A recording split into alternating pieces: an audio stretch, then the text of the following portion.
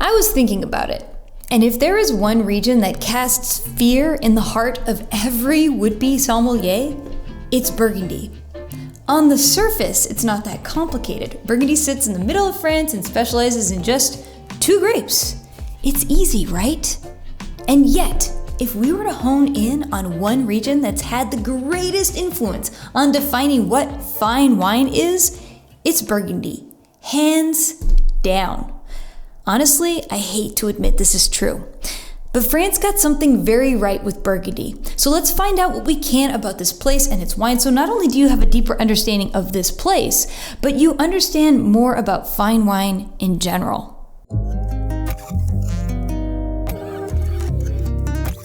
Of the 76,000 vineyard acres in Burgundy, the majority are dedicated to just 2 grapes, Chardonnay and Pinot Noir.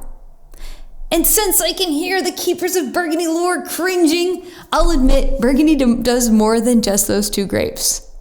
The rare grapes of Burgundy include an unpretentious white called Aligoté, a tiny amount of Pinot Gris, some Sauvignon Blanc under the appellation name Chablis, and a touch of Gamay that returned to the region after it was banished in 1395. But the focus on Chardonnay and Pinot Noir is what put Burgundy on the map, and this region has been workshopping these grapes for almost 1,000 years. The Cistercian monks started Burgundy's obsession with wine quality. It was in 1098 when 21 monks, thinking the world would end, started a monastery that shunned wealth to focus on farming and charity. With their success, their land holdings expanding, allowing the monks to improve their winemaking methods over hundreds of years. And it's likely that their work established France's incredible diversity of wine varieties, including grapes like Pinot Noir, Chardonnay, Aligoté, and Gamay. And even though Burgundy wine labels are confusing, and we'll get into that in a bit, you can trust that if it's a red wine and it's from Burgundy, it's Pinot Noir, and if it's a white wine, it's probably Chardonnay.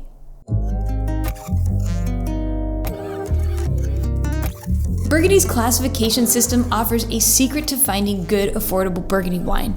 But how did it start? Over hundreds of years, Burgundian growers named their best vineyard sites. These plots have limestone soils and face the sun just right to make great wine. The plots, called climats, became Burgundy's basis for their classification system. Burgundy wines have 4 quality tiers: regional wines, village appellations, premier cru vineyard wines, and grand cru vineyard wines. For example, if you buy a Chardonnay village wine from Chablis, it can come from any vineyard in that village appellation. Premier cru vineyards are less numerous, and these sites have much more optimal growing conditions like better soils, drainage, and sun exposure. Last but not least, the Grand Cru vineyards are the best sites for growing Chardonnay in Chablis. These are exceedingly rare and special. So if you're just getting into Burgundy, I think the best place to start is with a village wine from a good vintage. And we'll talk more about vintages to look for, so stay tuned. When you look at Burgundy on a map, you'll see that it has 4 distinct growing areas. Each of these regions, Chablis, the Côte d'Or, Côte Chalonnaise, and Macon, make different tasting wines. And I'll admit, the differences are subtle, but perhaps that's what makes Burgundy so mind-boggling. Let's start with the region that everyone gets excited about, the Côte d'Or. It's a bit nuts to think that wines from the 33 Grand Cru vineyards in the Côte d'Or command the highest prices of wine in the world. This is billionaire's juice. But what's it like? The Côte d'Or is split into 2 areas, the Côte Bonne and the Côte de Nuit. Let's start with the Côte de Nuit, since this is the most expensive vineyard area in Burgundy. The terrain here is characterized by an undivided southeast-facing slope, which creates the perfect conditions for growing grapes in Burgundy. It has 24 Grand Cru vineyards, more than any other region in Burgundy. Now, 80% of the vineyards in the Côte grow Pinot Noir, which tells you just how integral this grape is to the region's identity. The soils, the slope, and the climate together could produce some of the most sought-after Pinot Noir wines in the world. One vineyard in particular stands out. It's related to Burgundy's history, Clos de Vougeot. It's an original Cistercian abbey on a Grand Cru vineyard. This vineyard has been producing wines for nearly 1,000 years. If you're looking to taste these wines, you should know that not only do they vary based on vineyard and vintage, but the producer matters as well. The best wines deliver ethereal fruits, roses, plums, and spice with savory notes. These wines are built to age with higher tannin and acidity. So if you're curious to try a Côte de Nuits, I would recommend to start with the best value areas. Check out Côte de Nuits Village, Haute Côte de Nuits appellations, or maybe the village appellations of Nuits Saint-Georges, Marcenais, or Fisen. Moving on to the Côte de Beaune. This area is just as densely planted as the Côte de Nuits, but the landscape here is more varied. This diversity in terrain has led to a shift in the types of grapes grown. While Pinot Noir is still prominent, there's a noticeable increase of Chardonnay plantings. In fact, 7 of the 8 Grand Cru vineyards in Côte de Beaune focus on Chardonnay, making this reach the benchmark for Chardonnay enthusiasts, and these wines are oak-aged wines which exude elegance, richness, and complexity. The Pinot Noir from this area shouldn't be overlooked either, as it's surprising. It's often praised for its rich, earthy qualities, with notes of black plums, suede-like, age-worthy tannin. They're good. Since the Côte de Beaune is also a Grand Cru area, prices can get quite high for these appellation wines. So you might try some of the lesser-known appellations like Saint-Aubin, Saint-Romain, or Auxey de Retz. And before we continue south through the rest of Burgundy, let's take a detour to a part of Burgundy that's very unlike the rest, Chablis. Chablis sits closer to Champagne than the rest of Burgundy, and this northern location means Chablis has a much cooler climate, which plays a significant role in the character of its Chardonnay wines. The region's best sites share the same Kimmeridgian limestone soils as Champagne, which have this chalky white composition. The white soils actually help reflect sunlight to ripen the grapes despite the cooler temperatures. And as we talked about earlier, the site matters and it affects Chablis wine quality in that classification system. Like I said before, the specialty here is Chardonnay, but it's unlike anything you'll find in the rest of Burgundy. Chablis are typically lean, citrusy, and often unoaked with a crisp, refreshing profile known to age decades. They're some of the most minerally Chardonnays you will ever taste, making them a must-try for anyone who's interested to taste a different expression of Chardonnay. Next, let's head back to the main growing area of Burgundy to explore our next region, Côte Chalonnaise. This region often gets overlooked because it doesn't have any Grand Cru vineyards.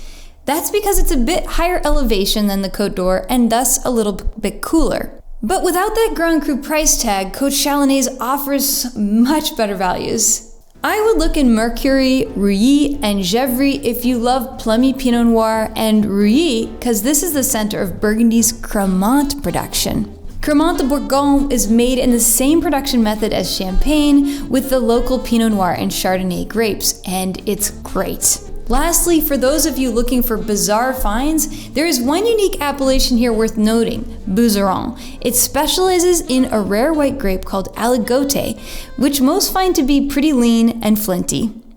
Finally, we arrive in Mâconnais, the southernmost region in Burgundy.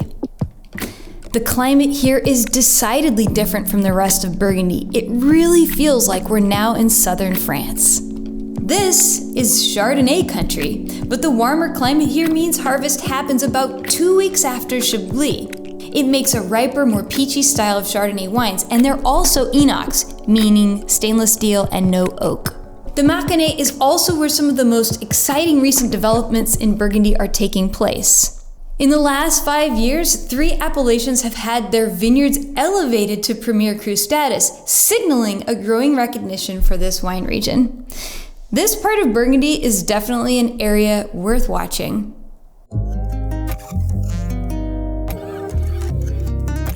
I think it's time to take a step back from exploring the regions of Burgundy to talk about something they're absolutely crucial to know if you like to buy Burgundy wines, and that's the vintages.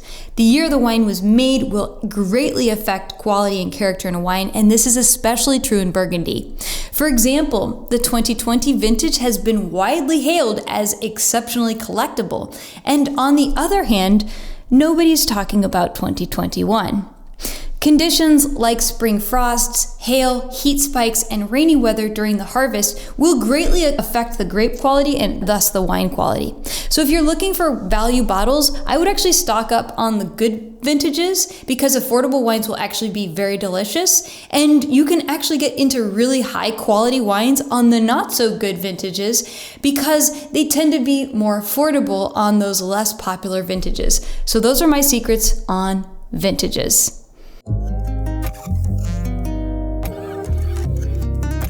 But if I could identify Burgundy's secret, it's not their special limestone soils, their historic vineyard sites, or even their special clones of Pinot Noir and Chardonnay.